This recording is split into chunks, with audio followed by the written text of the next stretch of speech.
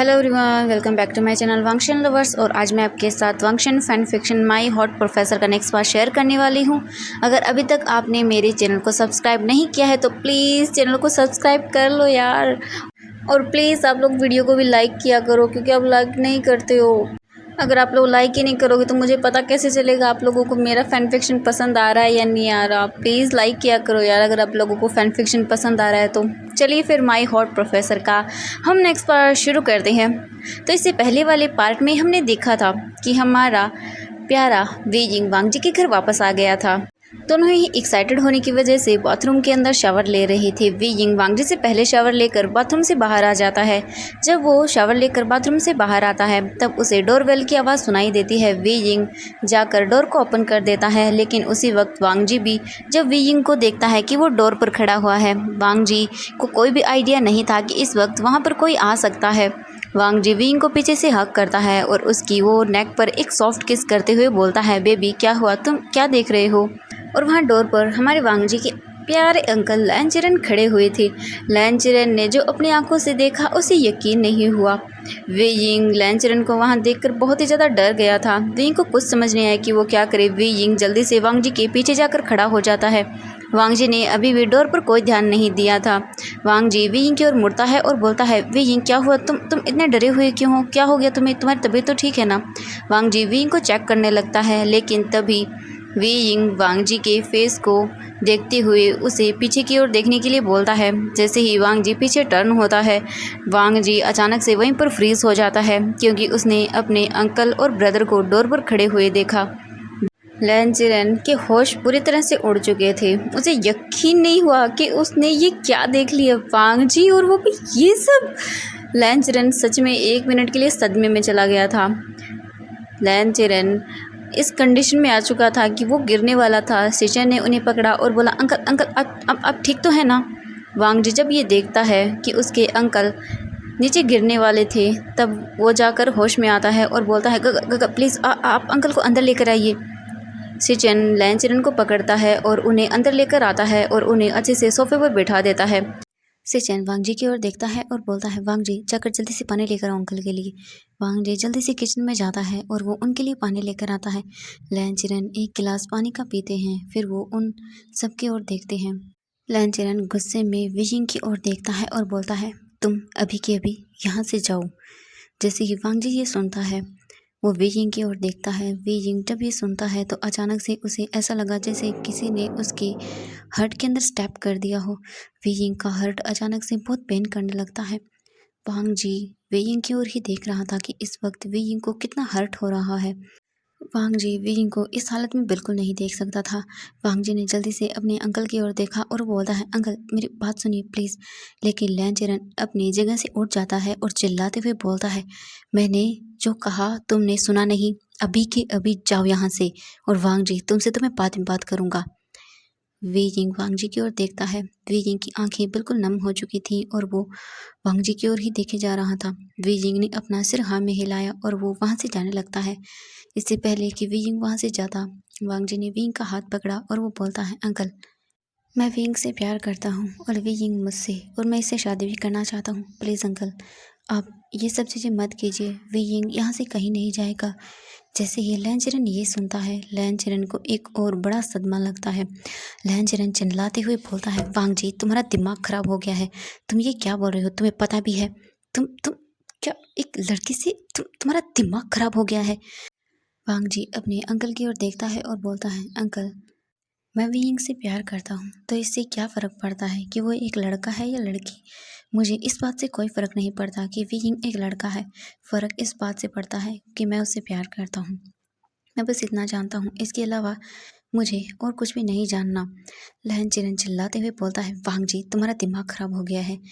लैनसिचन जब ये सब चीज़ें सुनता है, लैनसिचन जल्दी से बोलता है, uncle uncle Wang ji please आप दोनों शांत हो जाइए, हम आराम से इस बारे में बात करेंगे।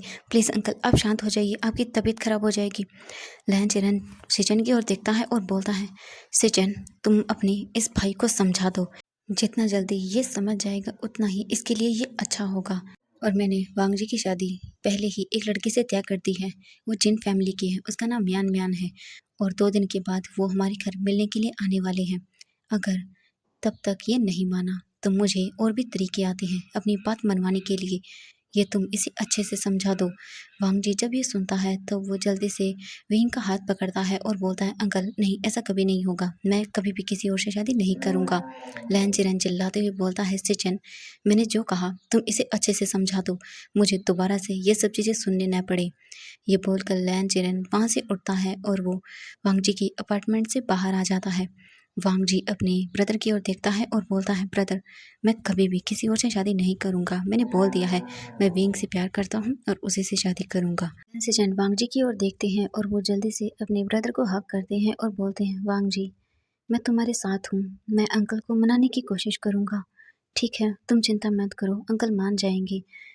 मैं जानता हूँ वो बहुत गुस्सा है, वो इन सब चीज़ों को नहीं समझ पाएंगे, लेकिन तुम्हें उन्हें समझाना होगा और तुम्हें अपने आप का भी ध्यान रखना होगा। तुम चिंता मत करो वांग जी, अंकल समझ जाएंगे।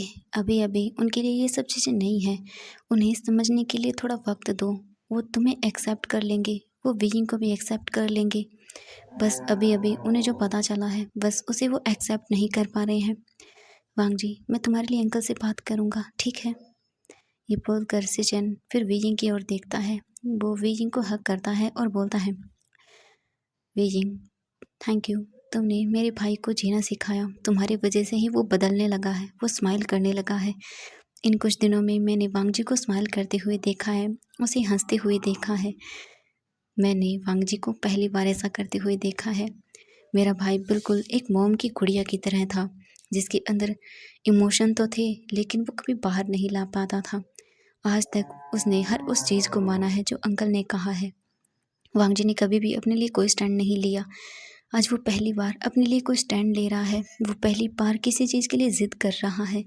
मैं उसका साथ दूंगा, मैं तुम दोनों के साथ हूँ वेयिंग, तुम चिंता मत करो, मैं अंकल को मनाने की पूरी कोशिश करूँगा वेयिंग, लेकिन तुम मुझसे एक वादा करो, तुम मेरे भाई को कभी भी हर्ट नहीं करोगे, क्योंकि वो बहुत ज़्यादा इमोशनल है, वो कभी किसी से अपने फीलिंग्स को नहीं शेयर कर पाता, वो अपने अंदर ही रखता है।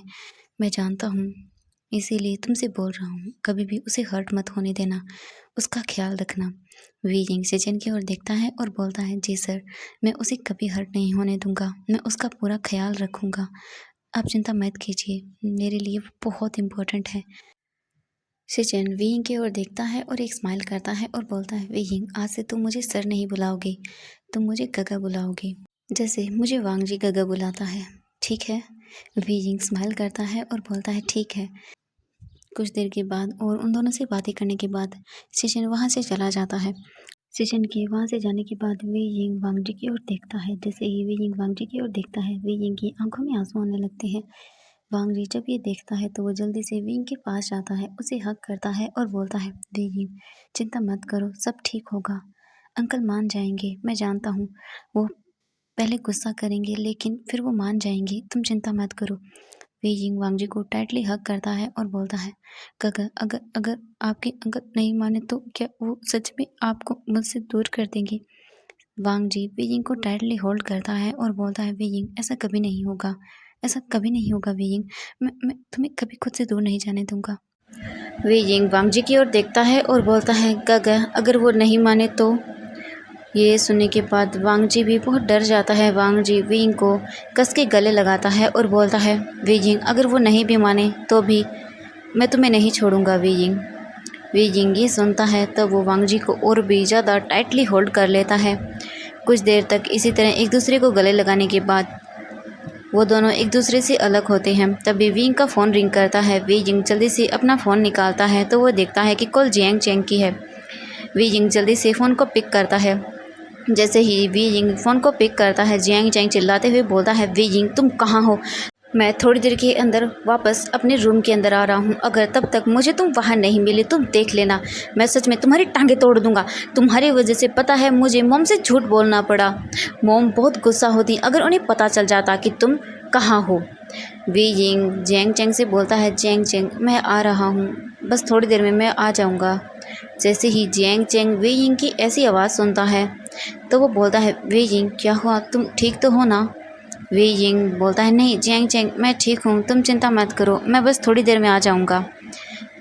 जियांग चेंग बोलता है, ठीक है। वियिंग फ़ोन को कट कर देता है।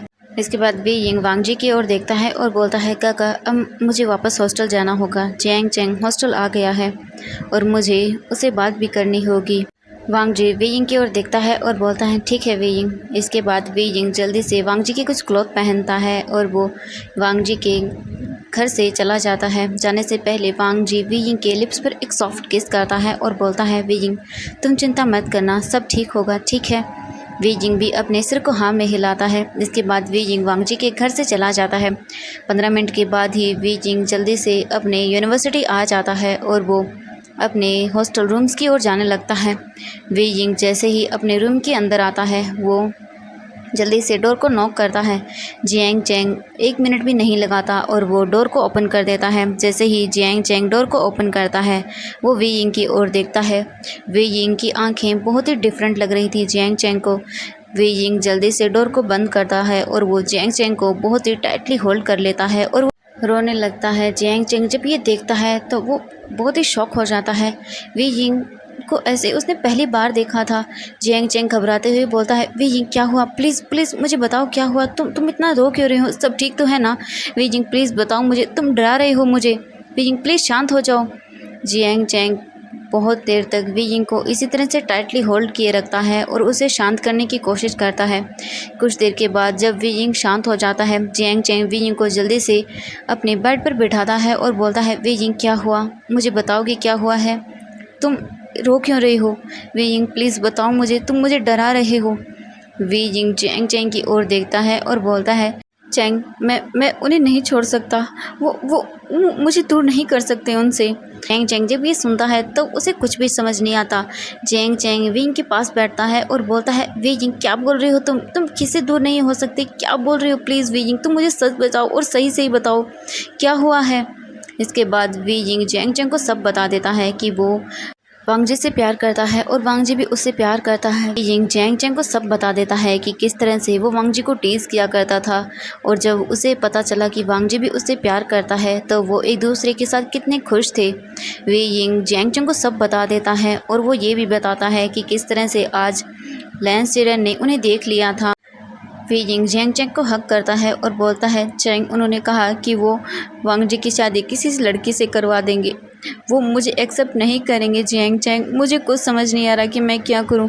वांग जी ने कहा है कि वो समझ जाएंगे, उन्हें वो मना लेगा, लेकिन मुझे नहीं लगता कि वो मानेंगे, मुझे बहुत डर लग रहा है। जियांग चैंग वी यिंग को हक करता है और बोलता है, वी यिंग सब ठीक होगा, ठीक है, हमें मॉम डैड से बात करनी होगी, उन्हें बताना होगा वी यिंग, क्योंकि मुझे नहीं लगता कि चिरन सर इन सब चीज़ों की बात रुकेंगे, वो हमारे मॉम डैड को भी इस बात के बारे में ज़रूर बताएंगे। वी यिंग इससे पहले कि वो उन्हें बताएं तुम्हें मॉम डैड से बात करनी होगी। वी यिंग हमें उन्हें सब बताना होगा, मुझे नहीं पता कि वो क्या करेंगे, उनके लिए क्या, मेरे लिए भी ये एक्सेप्ट करना बहुत मुश्किल हो रहा है कि तुम उनसे प्यार करते हो। वी यिंग मैं ये सब चीज़ें नहीं जानता, मैं बस तुम्हें दुखी होता हुआ नहीं देख सकता हूँ, मैं तुम्हारा साथ दूंगा। वी यिंग तुम जो डिसीज़न लोगे मैं उसमें तुम्हारे साथ दूंगा, लेकिन मॉम डैड क्या बोलेंगे ये मैं नहीं जानता। वी यिंग अब तुम शांत हो जाओ और ठीक है, सब अच्छा होगा।